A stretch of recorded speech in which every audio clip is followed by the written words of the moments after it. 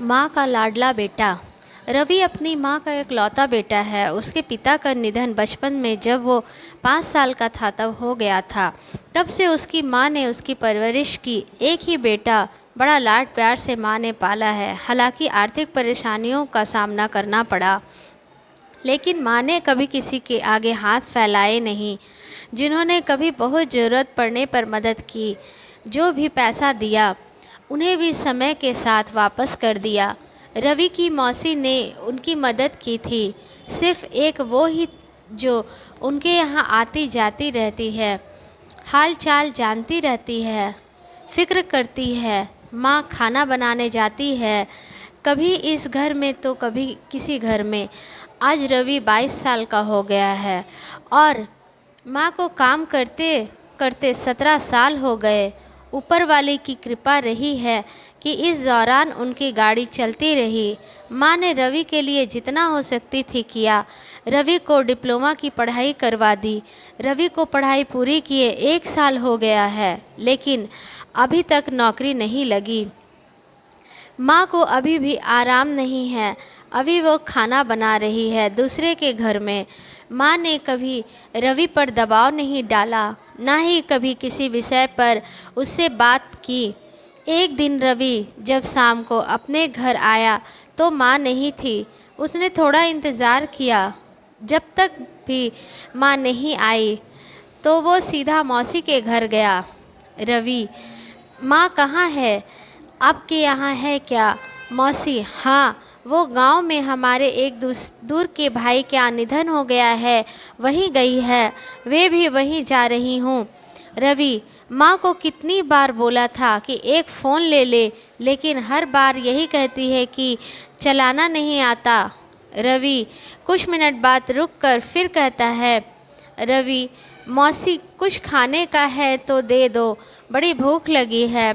माँ कुछ बना कर नहीं गई। मौसी, अरे बेटा, मेरे यहाँ भी ख़त्म हो गया है और मुझे अभी रात वाली गाड़ी से निकलना है। तू कुछ बाहर से लेकर खा लेना। इतना कहकर मौसी जल्दी से निकल गई। रवि ने उस दिन बाहर से खाना खा लिया। उसे लगा कि माँ का 1-2 दिन में आ जाएगी, इसलिए जो मन किया वो खाया और उसके पास जितने थे उसमें से आधे रुपए उसमें से खर्च कर दिए। अगले दिन फिर दिन में ही उसके पास जितने पैसे थे वो सारे ख़त्म हो गए।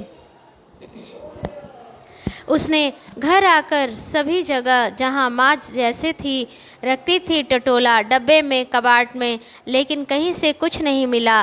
पैसे कहीं मिले नहीं। रात होते होते भूख लगने लगी तो उसने कुछ बनाने के लिए डब्बों में से हाथ डाला तो किसी में कुछ भी नहीं था। न चावल था, न दाल, ना ही दूसरा सामान। उसने यह पहली बार था जब राशन के डब्बे खोले होंगे। कुछ नहीं मिलने पर उसके दोस्त के यहाँ जाकर कुछ खाकर आ गया, लेकिन उसे पता था कि पैसे चाहिए, क्योंकि रोज़ उसे कोई खिला नहीं सकता। उसने मौसी को फ़ोन किया, रवि, मौसी कहाँ है?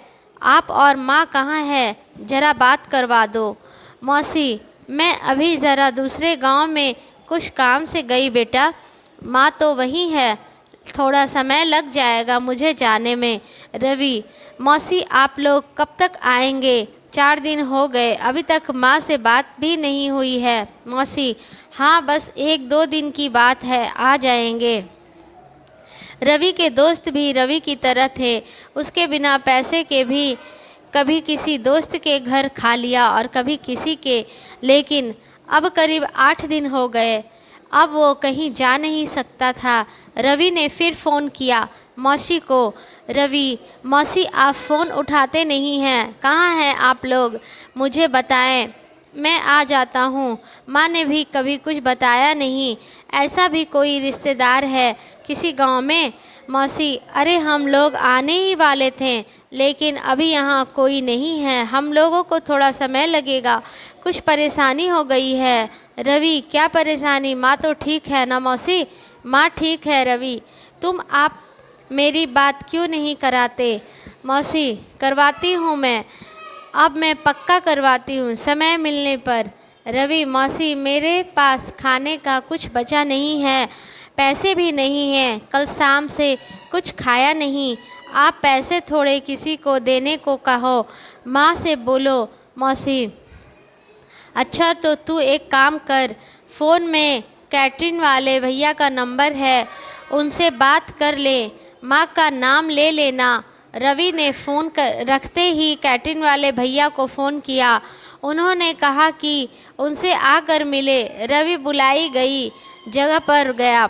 वहाँ जाकर देखा तो छोटे ट्रक में सामान लोड हो रहा था। रवि ने जाकर कैटरिंग वाले भैया से बात की। रवि, वो मैंने फ़ोन किया था आपको पैसे के लिए। भैया, पैसे मिलेंगे, तुमको क्या आता है, खाना बनाना आता है? रवि, नहीं, मैं काम के लिए उधार लेने आया हूँ, माँ को जानते होंगे आप, वापस लौटा देगी। भैया, अरे उधार नहीं मिलता, अभी जाओ, मुझे काम पर जाना है, जल्दी है। रवि को लगा कि आज भी उसे भूखा सोना पड़ेगा।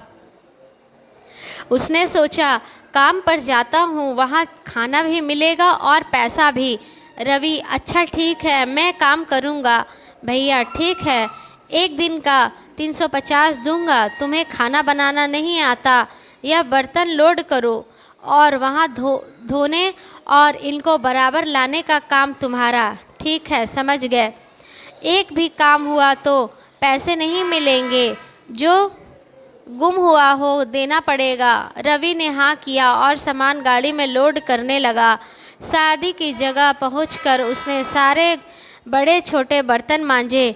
अभी खाना तैयार नहीं हुआ था, वो भूखा था लेकिन काम करता रहा। वहाँ उसने काम करके सभी लोगों को देखा, महिलाओं को देखा। उसे लगा कि वो अकेला नहीं है, जैसे उन्हें देखकर उनसे कुछ सीखा। शाम हो गई, खाना तैयार होते होते। उसके बाद भी खाना पहले मेहमानों को खाने को था। करीब रात 10 बजे उसने अपने लिया खाना निकाला, थाली भरी, देखी तो उसकी आंखों में आंसू आ गए। पहला निवाला मुंह में लिया, एक अजीब सी शांति उसके अंदर आई। जो भूख की आग थी धीरे धीरे शांत होने लगी। बर्तन लोड करके अपनी जगह सभी वापस आ गए। रवि को 350 रुपये मिले। इन पैसों को लेकर वो घर आया। उस रात बिस्तर पर गिरते ही सो गया।